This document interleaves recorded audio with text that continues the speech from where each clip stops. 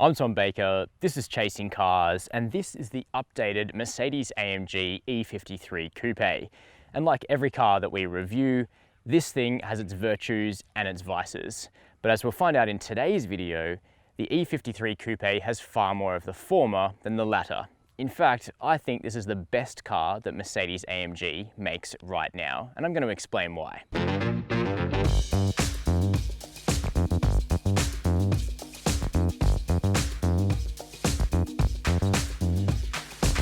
Like any AMG product with a 53 on its haunches, this is all about what's under the bonnet. In fact, this is the most interesting engine that Mercedes-AMG produce. It isn't a thumping 4-litre twin-turbo V8 like you'd get in an AMG 63, and you can't even get a 63 in the E-Class Coupe and Cabriolet. Instead, the 53 is a straight 6 petrol. And not only that, it's underpinned by a beefy 48-volt electrical architecture that means that this vehicle is fast and frugal, rather unlike a 63 when you're really on it. The soundtrack too is genuinely unique. A straight 6 petrol engine makes a noise all of its own, and this vehicle backs it up with really indulgent pops and crackles on the overrun as well. And that surge of instant torque, 250 Newton meters of it from the electrical architecture, let alone what the petrol engine produces, makes this thing properly rapid. And it's a looker as well. So, is the E53 a serious threat? Is it a vehicle you should consider for a weekender or something to drive every day? We're going to discover that in today's video. As usual, we'll start inside. But before we do that, if you haven't subscribed to the channel, I encourage you to do so down below the video. At its heart, the E53 is a Mercedes-Benz E-Class, and the E-Class is arguably the most traditional vehicle in the Mercedes-Benz lineup, even more so than the S-Class.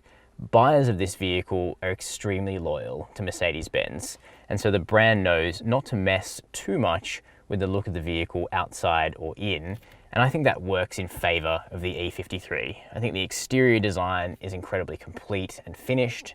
They knew when to put the pencil down, and likewise, the interior is a rich and inviting space that is high technology, but is certainly more approachable than some of this brand's other vehicles. Now, the interior itself does have a few flourishes that are marks of the brand's current interior design language, but on the whole, it's more luxurious and sporty, even if this particular E53 I'm sitting in has been optioned with a slightly racy black and red two-tone leather interior. Other combinations are very much available, including straight black leather with red stitching, or naturally, the one I would go for, brown leather. And you can get green outside as well to make this car truly elegant. But no matter which color combination you go for inside, the layout is really quite attractive. We have a broad dashboard punctuated by these aviation-style air vents here, which are backed with this gorgeous open-pore wood that lends a really rich and warm feeling to the interior.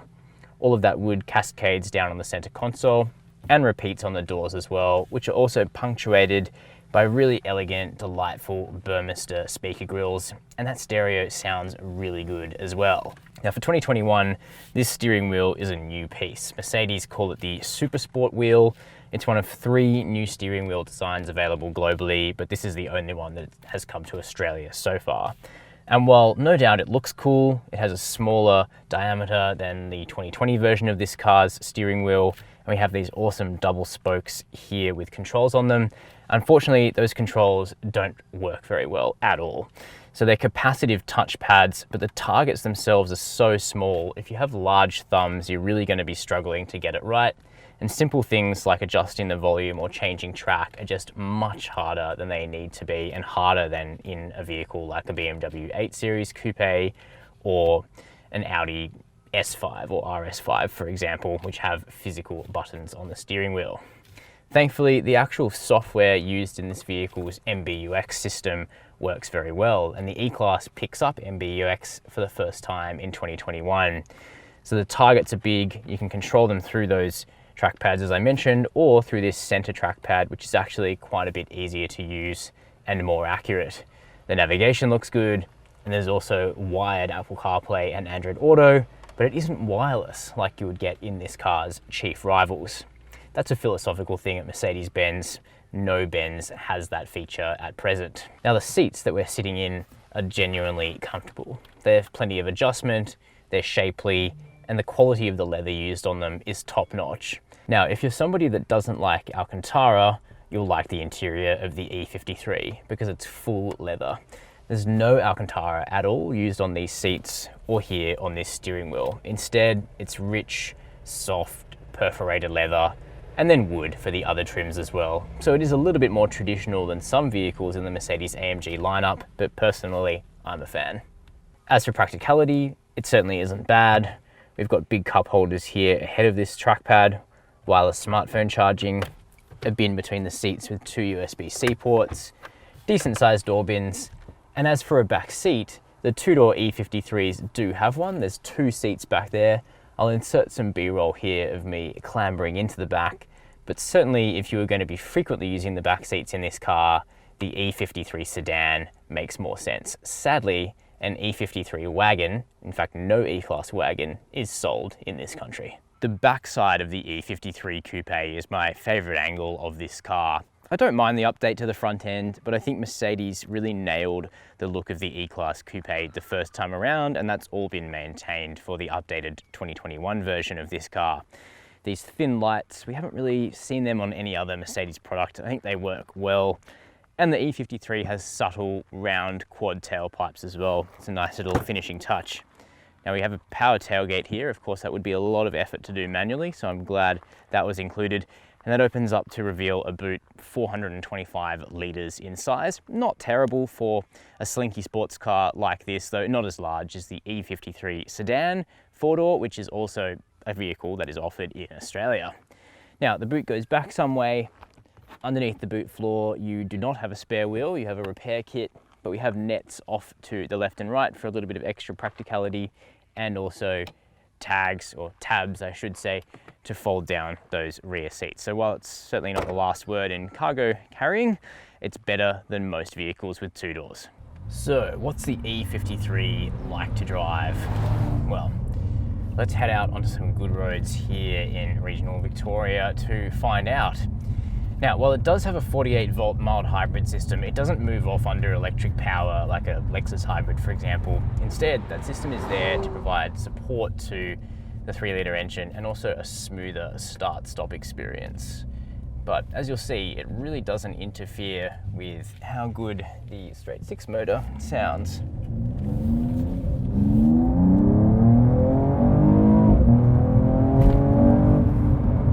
Still a classical straight-six in every sense of the word, and Mercedes-Benz returning to straight-six petrol engines is a great thing in my book. After 2 decades or so of V6 petrols, the return to an inline 6-cylinder motor gives these cars such a great soundtrack. They made the V6s sound really good, but there's just no beating the inherent smoothness of an inline 6-cylinder motor. Now, the E53 isn't a new product. This is a facelifted vehicle, and all of the oily bits really remain the same, but it's just reaffirming how good it is and that it really didn't need a wholesale change for 2021. Now, the outputs of the system are quite impressive. Mercedes quotes separate figures for the petrol engine and the electrical architecture, which I think helps, because there are only certain circumstances where you get the full benefit of the 48-volt system's assistance. No matter what, the inline 6-cylinder petrol engine produces 320 kilowatts of power and 520 newton meters of torque. And off the line, and in some other circumstances, you will get the full whack from the 48-volt system, which is another 16 kilowatts of power, but more importantly, 250 newton meters of torque. Now, that torque largely goes through an electric compressor, and that's designed to fill in gaps where the exhaust-driven turbocharger on the engine is still spooling up. And that means that the E53 basically always feels instantaneous and ready to go, whether that's off the line or like we are now, doing the classic Australian overtaking 80 to triple digits, which it just does without any bother whatsoever, and accompanied by a great soundtrack, I think you'll agree. Impressively, when you're really on it and you're coming off the throttle, it gives you really playful and characterful crackles and pops. Now, they're not always the same. It's not like a Hyundai i30N where it will crackle and pop exactly the same way with every lift of the throttle. Instead, you actually are getting a unique characteristic from this car when you're, lifting and there's still a little bit of fuel being pumped through the system. Sometimes there'll be loud snaps like that. Other times there'll be bassier, more muted crackles, and I just love it. It makes this car so good to listen to. And the Cabriolet even more so, which I drove quite extensively yesterday. We're actually on the E53 launch as we speak here in regional Victoria. The cab makes it so much easier to listen to the genuine noises of this engine and the exhaust, though the Coupe naturally does have more rigidity. Now the car does 0 to 100 kilometers per hour in 4.4 seconds, and that's an amount of performance which I think is really well matched to Australian B roads. Well, it's not as fast as something like a C63, remembering you can't get an E63 two-door. It is quick enough, and it's a good amount of quick because you actually can get into this car's sort of power in reserve on a country road without seriously endangering your license. You can enjoy a blat of quite a few seconds in length at full throttle, full open throttle, with the car making really great sounds without breaking the speed limit too rapidly. And it feels really well matched to Australia. And the same is true for the ride and handling of the car. Now, air suspension is standard on the E53, and you really get the benefit of that on roads like this. We're out here on a fast, straight, but then also winding B road, relatively poor quality of road surfacing, lots of divots and bumps. And the E53 just takes it in its stride. There's 3 firmness settings for the damping. I've run the car mainly in comfort, which feels about right for this kind of road. Body control is still excellent. It's an AMG, you wouldn't expect it to be sloppy, and it's not. Sport is also quite bearable, but Sport Plus on Australian back roads is really quite stiff, too stiff for me. And while the body control is good, the bump absorption is even better. Apart from really hard-edged concrete bumps, you really don't get a jar through the cabin. Instead, it's just quite supple.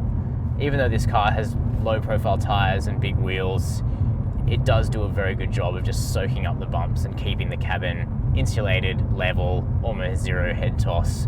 The ride quality is good. And then the handling is also really, really impressive. Now, this is a heavy car. That's one thing I would say that it would have been nicer if AMG had been able to cut another couple 100 kilos out of this vehicle, because there's no doubt that there's some mass behind it.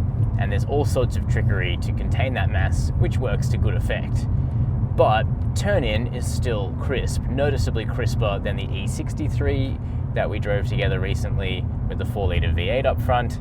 The E53, having 2 fewer cylinders and also being a newer engine design, is really nice and light, which means it just points the front end into corners so well, so quickly.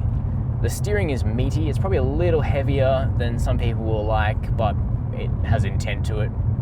And the whole vehicle just hunkers down really nicely. Once you've loaded up the outside edge, it just sits there in the corners, and then you can just play on the throttle to vary your attitude mid-corner. Even though this vehicle has all-wheel drive, it is fully variable from 100% rear drive to 50-50 front to rear, and you can certainly feel that. The stability control is also gorgeously tuned to allow a bit of rear end play if you're smooth with your inputs, and the whole thing just feels delightfully balanced on a road like this. Refinement is also great. We're on course tube at the moment. The cabin's nice and quiet, as you can probably hear. Plus the E53 and the whole E-Class range has received a range of new safety features for 2021, or more processing power for its safety features, to be accurate.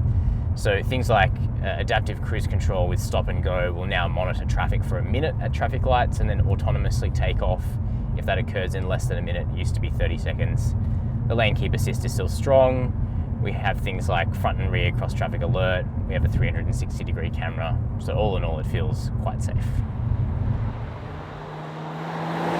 So those are my detailed thoughts on the updated Mercedes-AMG E53 Coupe. Now, this car is impressive because it's all about pushing the internal combustion engine as far as it's really going to go. And with the end of the internal combustion engine really starting to be in sight now, you'd have to think that a powerful straight six like the E53, backed up by an electrical architecture, may be getting close to the final form of what a petrol engine will look like. And in some ways that's a shame because it's so good. This car sounds awesome, the powertrain is smooth, the whole experience is fast in every way, and it's remarkably frugal on petrol as well. Plus the car itself looks good, it's comfortable, and it handles well. And possibly my favorite attribute is that unless you knew what you were looking for, you really don't know what it's capable of. It's quite a Q car, sophisticated and understated. But I'm keen to know your thoughts. Let me know down below in the comments. Is a vehicle like this something that interests you? Do you care more about SUVs or something with 4 doors for a bit more practicality? I'm keen to know all your thoughts. While you're down there, make sure to hit subscribe and the notification bell. And as always, thanks for watching Chasing Cars.